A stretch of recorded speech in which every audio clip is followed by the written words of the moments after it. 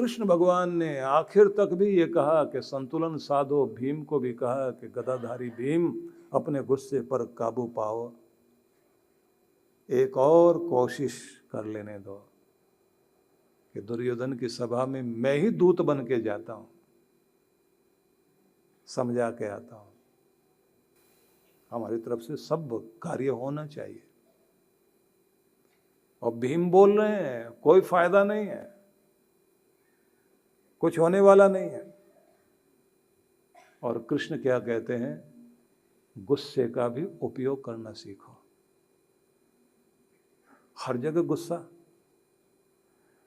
जहां युद्ध भूमि में इस क्रोध को जोश के साथ अनीति का, अन्याय का विरोध करने के लिए प्रयोग करना है, वहां इसका प्रयोग करना।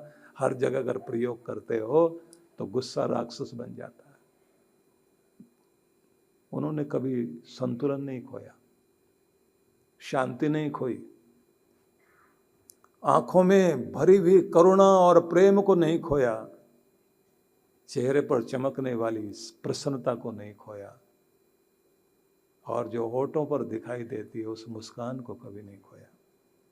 यही आपकी सबसे बड़ी दौलत है। अगर इसको आप संभालना जान जाते हैं तो इससे बड़ी दौलत दुनिया में कोई नहीं हो सकती।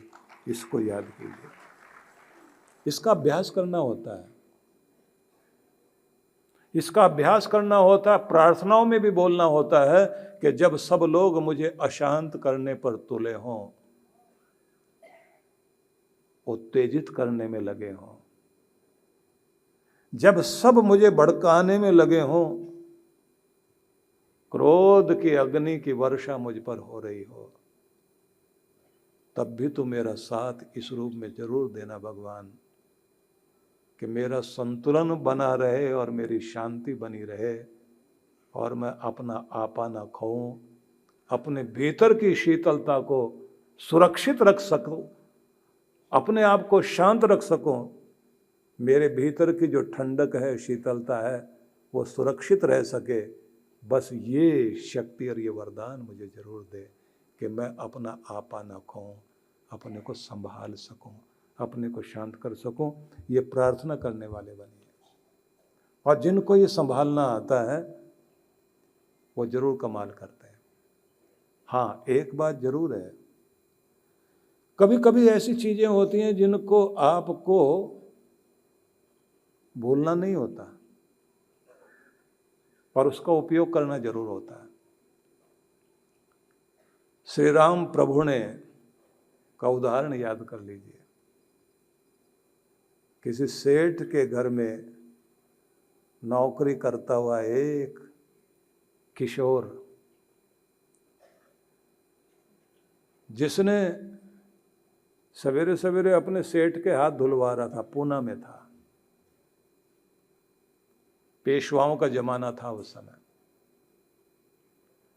हाथ धुला रहा है और सवेरे का सूरज चमक रहा था, तो सेठ के कान का जो हीरा था इतना बड़ा, उस पर सूरज की किरण पड़कर इस बच्चे की आंख में चमक आ रही थी। तो इसने कहा, सेठ जी आपका हीरा तो आंखें चुंधिया रहा है, बहुत अच्छा हीरा है। इतना गुस्सा आया सेठ को, लात मार दी उस बच्चे को, और लात मार करके कहा, मेरे हीरे को नजर लगाता तेरी औकात है मेरी तरफ देखने की? तो जहां से आए, जितने नीची जगह से, नीची आंख रख, गर्दन उठाने की भी हिम्मत नहीं होनी चाहिए तेरी। और धक्का दे दिया उसको। और बच्चे को जैसे वो स्तब्ध हो गया, ना हिल पा रहा ना डुल पा रहा, हक्का बक्का वहीं बैठा रह गया। आंख उठा के उसने सेठ की तरफ देखा, और सेठ ने कहा, देखता क्या, निकल यहां से। अपने घमंड में बोल दिया। अब बच्चा भी वहां से उठ के चला गया। अब वो क्या सोचता, तेरी गरीबी का अपमान हुआ है, तेरी लाचारी बेबसी का अपमान हुआ है, तेरे छोटेपन का अपमान हुआ है। बड़ा आदमी बनता कैसे है? बड़े होते कैसे हैं? पैसे से, रुतबे से बड़ा कैसे हुआ जाता है? समझ में आई पुरानी बात कि बड़े लोग कहते हैं ज्ञान आदमी को बड़ा करता है, बुद्धि बड़ी करती है, अक्ल बड़ी होनी चाहिए, समझदारी बड़ी होनी चाहिए, विद्या बड़ी होनी चाहिए, बड़ा पद होना चाहिए, बड़ी प्रतिष्ठा होनी चाहिए। प्रतिष्ठा तुम्हारे कर्म से होगी, तुम्हारे ज्ञान से होगी। मैं बड़ा बन जाऊं तो कैसे बनूं? अनपढ़ हो ना समझ हूं, गरीब भी हूं, लाचार और बेबस हूं, एक ही चीज है, पैसा तो किसी के भी हाथ में आके छिन जाएगा, लेकिन सुना है विद्या आदमी के पास आ जाए उसे चोर नहीं चुरा सकता, छीन के कोई ले जा नहीं सकता। प्रयोग करो तो बढ़ती जाए, धन का तो प्रयोग करने लग जाओ तो घटने लगता है। तो अब वही पाएंगे जिसको दुनिया में कोई चुरा ना सके, और यहाँ की करेंसी दूसरे देश में नहीं चलने वाली। विद्या की करेंसी ऐसी है, हर देश में चलती है, हर जगह काम आती है। अब वही विद्या प्राप्त करेंगे, उसके लिए जाएंगे। ज्ञान विद्या जिंदगी में चाहिए, ऐसा भाव मन में लेकर चल पड़ा। वो सवेरे का समय था और मंदिर की घंटियां बज रही थी, शंख की आवाज आ रही थी। चलते चलते उधर ही चला गया, भगवान से प्रार्थना करेंगे जाके। तो उस समय मंदिर में वहां के पेशवा, शायद बाजीराव पेशवा थे, कौन से पेशवा थे, वो मंदिर में आए हुए थे। दर्शन करने के बाद बाहर निकले तो सबको कुछ बांट रहे थे। सिक्के दे रहे चांदी के, किसी को सोने का भी दे रहे हैं। ये बच्चा सामने आके खड़ा हो गया और इसने खड़े होकर के कहा, मुझे आपके सिक्के नहीं चाहिए। उदास चेहरा। पेशवा ने उससे कहा कि फिर क्या चाहिए? बोले विद्या। पर बेटा विद्या मैं तो नहीं दे सकता, विद्या तो काशी में मिलती है। बोले काशी में पढ़ने का इंतजाम कर दीजिए, बहुत लोग हैं जो पढ़ना चाहते हैं पर उनको पढ़ाने वाला कोई नहीं है, और जिनके बच्चे माँ बाप चाहते हैं ये पढ़ जाएं, वो पढ़ना नहीं चाहते, तो मेरा पढ़ाने वाला कोई नहीं है। सुना है कि राजा प्रजा का पिता होता है, आप पढ़ाओ मुझे,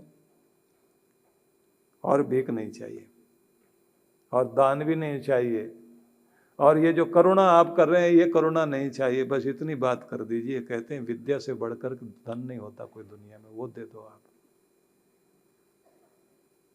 वो पेशवा इतना खुश हुआ, उसने कहा बच्चे तूने जो मांगा है वो बहुत बड़ी चीज है, और मैं खुश नसीब होऊंगा, भाग्यशाली होऊंगा कि तुझे कुछ बना सकूं, तेरे अंदर की लगन तुझे आगे पहुंचाएगी, साथ दूंगा मैं।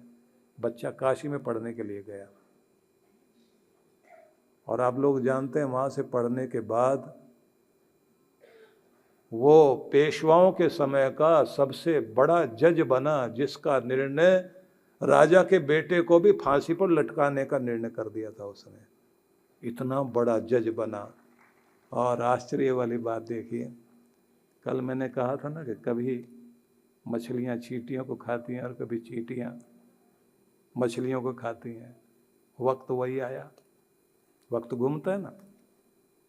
जज बन करके ये बैठा और सेठ का मुकदमा लग गया इसके सामने, और सारे साक्ष्य इसके विरोध में थे। उस सेठ के विरोध में सारे विटनेस जो थी, सारी गवाहियां और सारे प्रमाण उसके विपरीत थे। और जज देख रहा है कि सेठ जो है तो निरपराध, लेकिन फाइल, गवाह, साक्ष्य, सारी चीज़ें, सारे फैक्ट्स देखने से तो लग रहा है ये बच नहीं पाएगा। और उन्होंने पढ़ के सुनाना शुरू कर दिया कि तुम्हारी फाइल में तुम्हारे गवाहों से, सब गवाहों को ध्यान में रख करके अगर फैसला दिया जाए, दो चीज़ें होती हैं, एक होता न्याय, इंसाफ, और एक होता फैसला। दोनों में बड़ा अंतर है। ज़्यादातर फैसले होते हैं दो तरह की चीज़ें सामने रख करके, जो फैक्ट्स होते हैं उनको ध्यान में रख करके एक निर्णय दे दिया जाता है। और इंसाफ वो होता है जिसको आप न्याय कहते हैं, कि फैक्ट्स जो बताए जा रहे हैं वो झूठे भी हो सकते हैं। सच्चा न्याय कुछ अलग ही हुआ करता है। इन्होंने देखा और सेठ कांप रहा है, उसे पता नहीं कि यही जज है, वही है जिसको लात मारी थी हमने, उसे नहीं पता। वो कांपता हुआ कहता, हुजूर गवाहियां झूठी हैं, फैक्ट्स जो बताए जा रहे हैं वो फैक्ट्स नहीं है। निरपराध आदमी को फंसा दिया गया है। मेरी जिंदगी आपके हाथ में है। तो उन्होंने कहा, देखो भाई, यहाँ जो इस कुर्सी पर बैठना होता है, यहाँ आंखें, कागज और गवाहियां उन्हीं के आधार पर आंखें देखती हैं, और कोई रास्ता नहीं होता। लेकिन तुम्हारी आंखें देखने से लगता है कि आंखें झूठ नहीं बोल रही। मैं पुलिस को अधिकार देता हूं, एक नई कमेटी बना करके तुम्हारे केस को दोबारा से चेक किया जाए, नए ढंग से सारी जांच होनी चाहिए। और गुप्तचर विभाग को भी मैं ये आदेश देता हूं कि वो भी अंदर ही अंदर सारी चीज़ों का पता लगाए, और 1 महीने के बाद फैसला होगा। भेज दिया गया। 1 महीने के बाद रिपोर्ट आई। रिपोर्ट देखने के बाद जज ने बोलना शुरू किया, बहुत गंभीर मामला दिखाई दे रहा है और सेठ के प्राण सूख रहे हैं, सफ़ेद चेहरा हो गया। उसके साथ आए हुए रिश्तेदार भी, उनके चेहरे पीले पड़े हुए हैं, जैसे खून सूख गया हो। अब लगता है जिंदगी गई हाथ से, फांसी हो सकती है। और इन्होंने सब देखने के बाद कहा कि मेरे पास जितनी रिपोर्टें आई हैं, सब चीज़ें जो देखी हैं, और मैंने जिस तरह से जो टीम बनाई थी, जो आयोग बैठाया था, सबको ध्यान में रखने से पता लगता है कि ये सेठ निरपराध है, और जाओ, तुम्हें माफ़ किया जाता।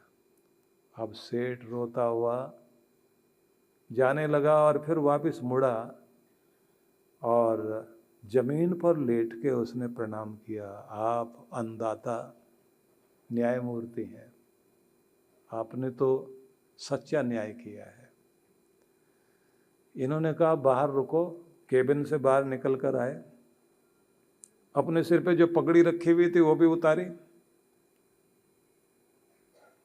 वो जो उनका राजकीय एक मुद्रा लगी हुई थी उसको भी हटाया, और सामान्य व्यक्ति बनकर आए और आके बोले, सेठ पहचानते हो? एक बच्चा था जिसको लात मार के तुमने भगाया था, तुम्हारे घर में नौकर था, वो मैं ही हूं। बस एक बात का ध्यान रखना, मालिक जब कुछ देता है तो इतना गरूर मत करना कि किसी को लात मार दो, क्योंकि ऊपर वाला जब लात मारता है तो कहीं का नहीं रहता आदमी।